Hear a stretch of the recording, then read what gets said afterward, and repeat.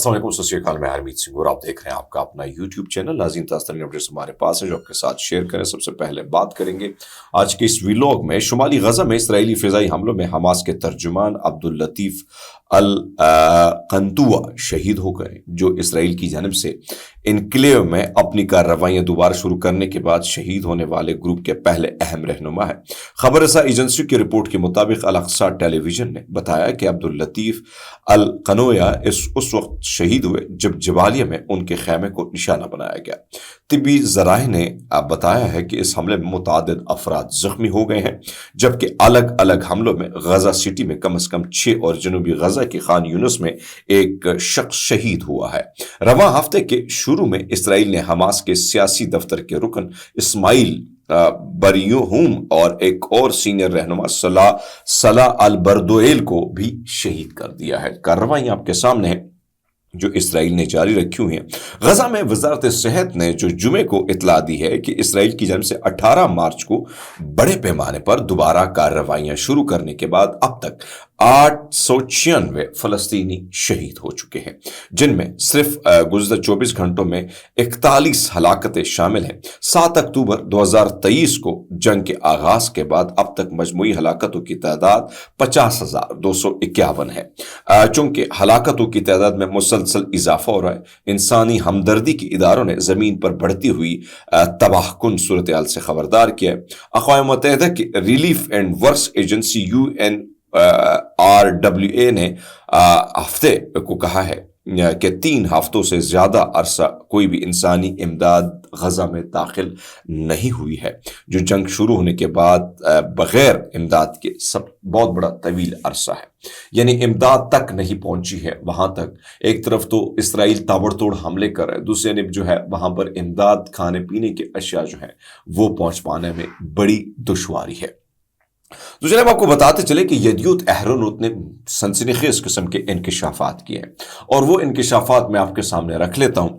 اس کی وجہ یہ ہے کہ انہوں نے کہا ہے کہ ایک تحقیقاتی رپورٹ میں یہ خبر آئی کہ اسرائیلی سیکیورٹی فورسز نے 2023 کے اوائل میں یعنی 2023 جب شروع ہوا تھا، اس میں سے انہوں نے کیا کہا تھا؟ انہوں نے کہا تھا کہ حماس کے رہنما یحییٰ سنوار اور محمود ضعیف کو ختم کرنے کا پورا پلان تیار کیا گیا تھا، لیکن کیا ہوا تھا پھر آخر بات اس پر عمل نہیں کیا گیا۔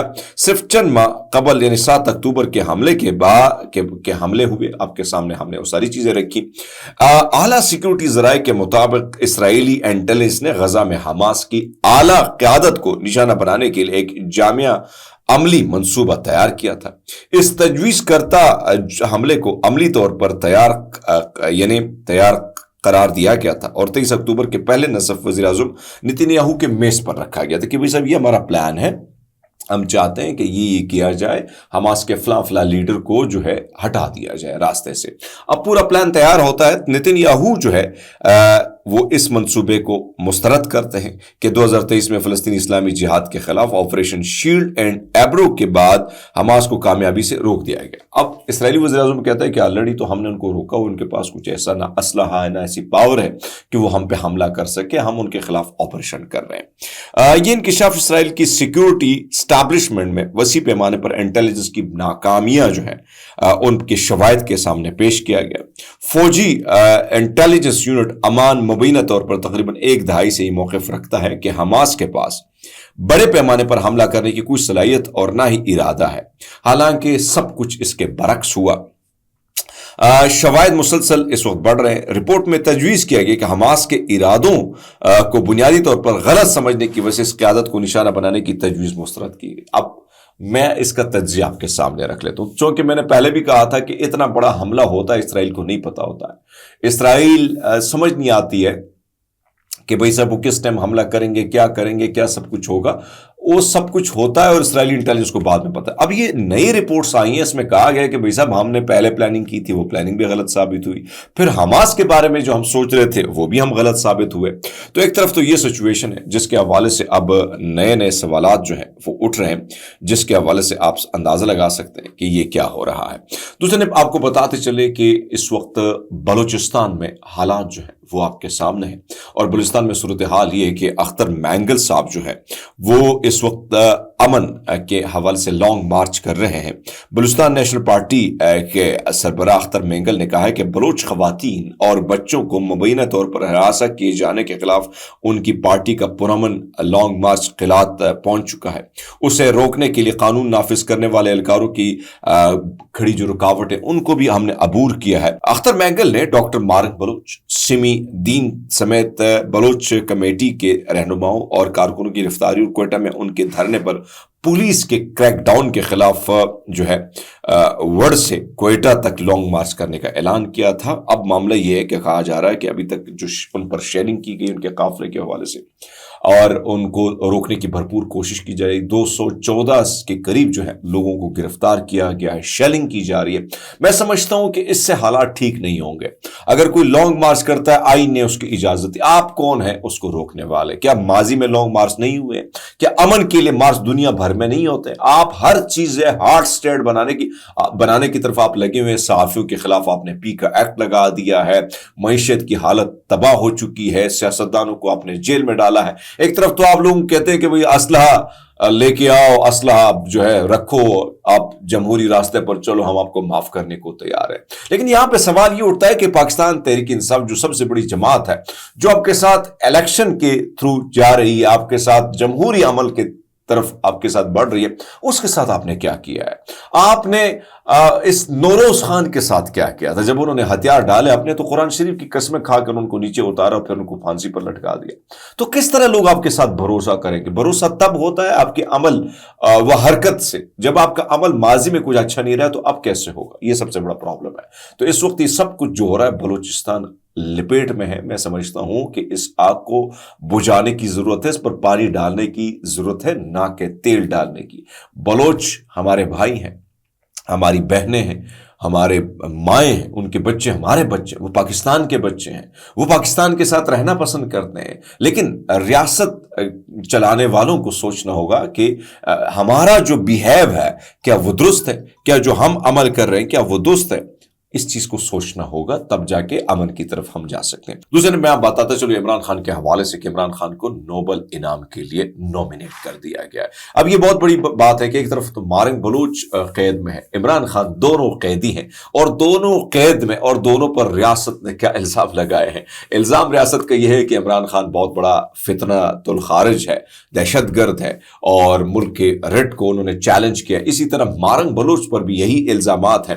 دونوں ایک طرف عمران خان کیا کر رہے ہیں اپنی پارٹی کے حوالے سے، ان کا جو موقف ہے کہ جن کا جو یعنی ریاست کے جو آئین نے جو ہمیں حدود دی ہے ہمیں اس میں رہنا چاہیے، جو لوگوں کو ناپسند ہے، جس کی وجہ سے عمران خان کو جیل میں ڈالا گیا ہے، اس کے پارٹی کے خلاف کریک ڈاؤن، خواتین کو اٹھایا گیا، بچوں پر تشدد کیا، کئی بچوں کی ڈیتھ ہو گئی، کئی خواتین کی ڈیتھ ہو گئی، کئی سیاسی رہنما اس وقت جو ہے وہ جیلوں میں پابند سلاسل ہے۔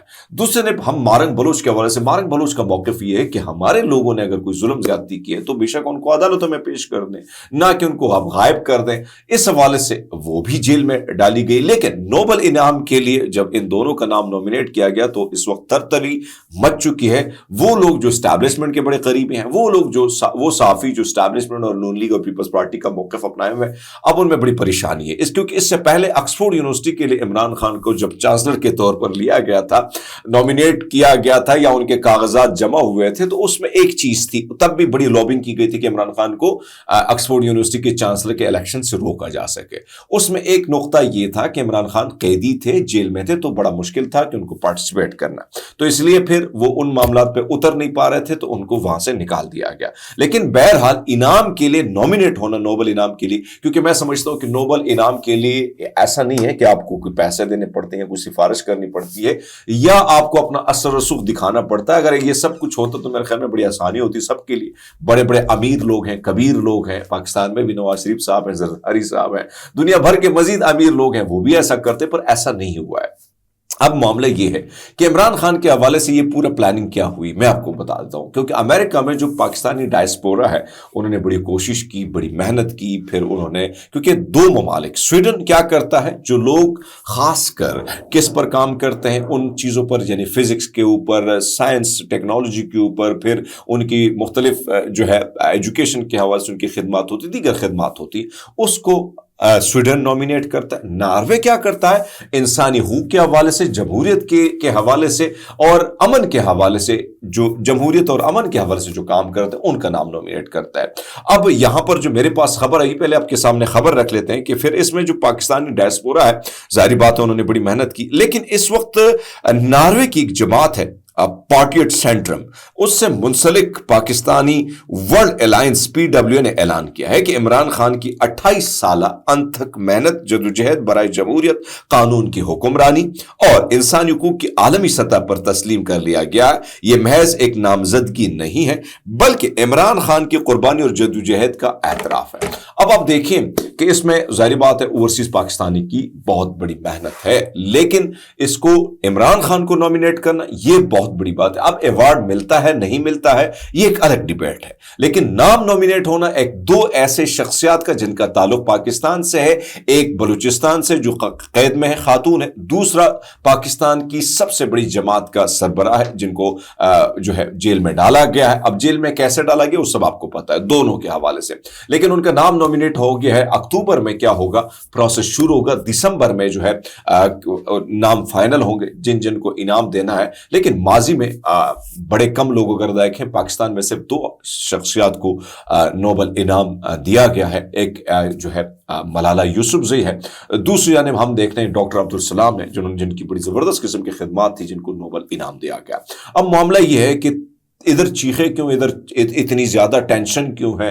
वो साफी जो एस्टैब्लिशमेंट के बड़े करीबी समझाते हैं, नून लीग और पीपल्स पार्टी के करीब, उनको क्यों तकलीफ हो रही, तकलीफ होनी चाहिए। उसकी वजह यह है कि अब पूरी दुनिया में दोबारा इमरान खान, क्योंकि ऑलरेडी वो इंटरनेशनल मीडिया में जो है खबरें चलती रहती हैं, अब वो दोबारा मामले आएंगे और उन मामलों की वजह से क्या होगा, वो दोबारा खबरों की जीनत बनेंगे।